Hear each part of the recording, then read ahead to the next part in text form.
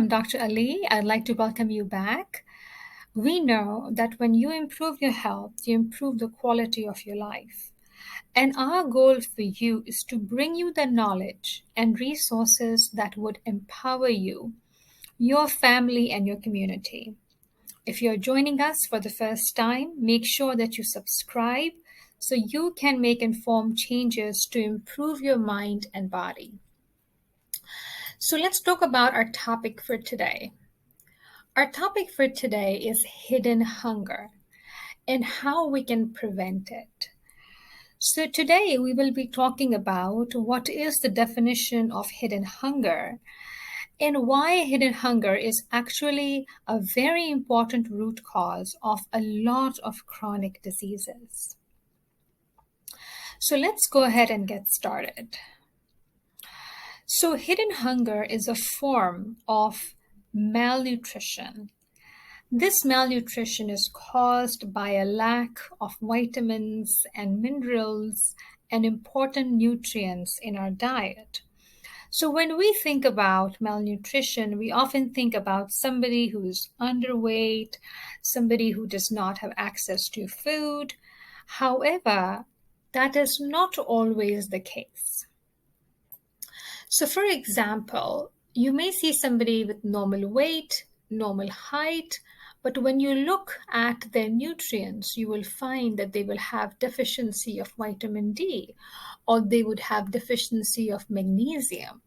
And these are very important nutrients for the functioning of your bones and your immune system, and they are needed for many, many different reactions in our body. So this person is actually suffering from a hidden hunger, or in other words, suffering from deficiency of what we call micronutrients.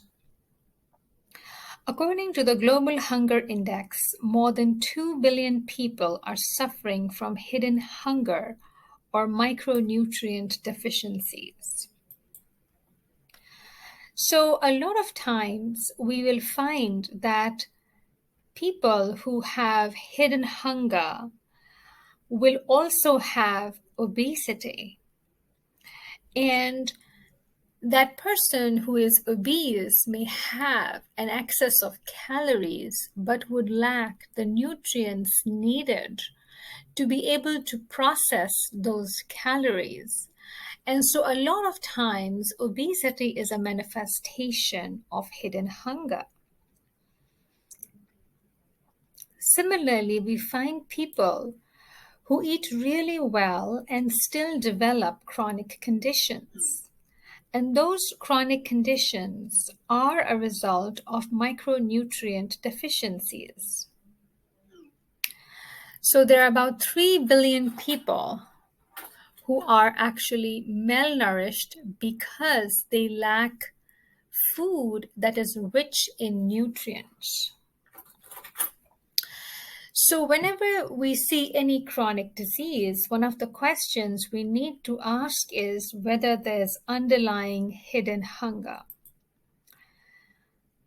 The micronutrients play an essential role in healing. They are called micronutrients because they are needed in very, very small quantities, as opposed to macronutrients, which are needed in large quantities. So examples of macronutrients are proteins, fats, and carbohydrates. And these play a very important role in our health. But equally important are micronutrients such as iron, vitamin A, vitamin E, carnitine, inositol. They are required in very small amounts, but they are essential.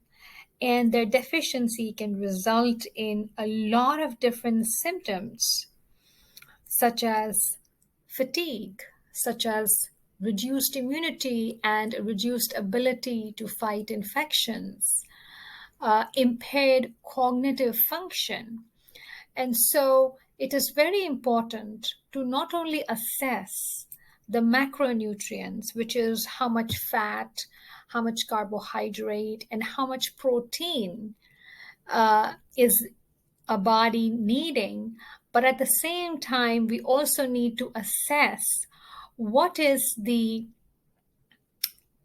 amount of nutrients that we have. Do we have adequate or inadequate amount of vitamins and minerals? So we know that micronutrient deficiencies are particularly of importance to women who are pregnant as well as children, because we know that hidden hunger can cause intellectual disability in children. It can cause preventable blindness in these children, and it can also cause maternal death during childbirth.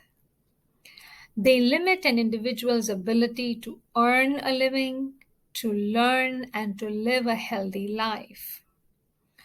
And so, in groups such as children, pregnant women, it is extremely important that we pay close attention to micronutrients, because sometimes it is too late by the time we detect the presence of these deficiencies. We also know that imbalances in maternal nutrition can affect normal fetal growth and development. It can cause impaired fetal growth, which will affect the child both in the long term and the short term.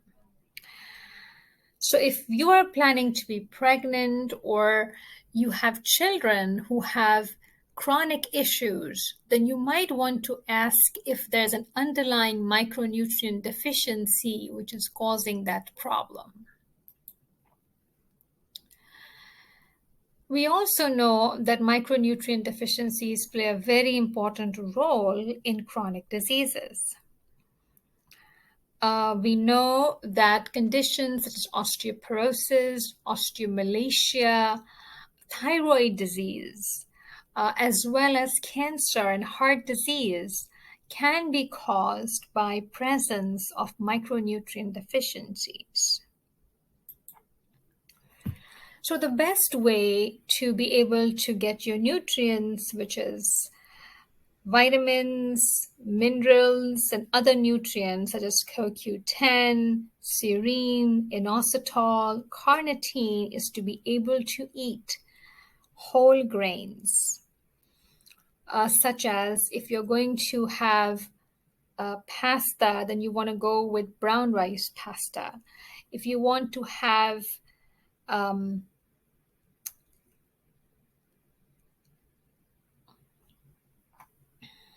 snack, then you may want to have something which is natural, such as a fruit or raw nuts, instead of getting something processed, because the natural sources will have a lot of vitamins and nutrients.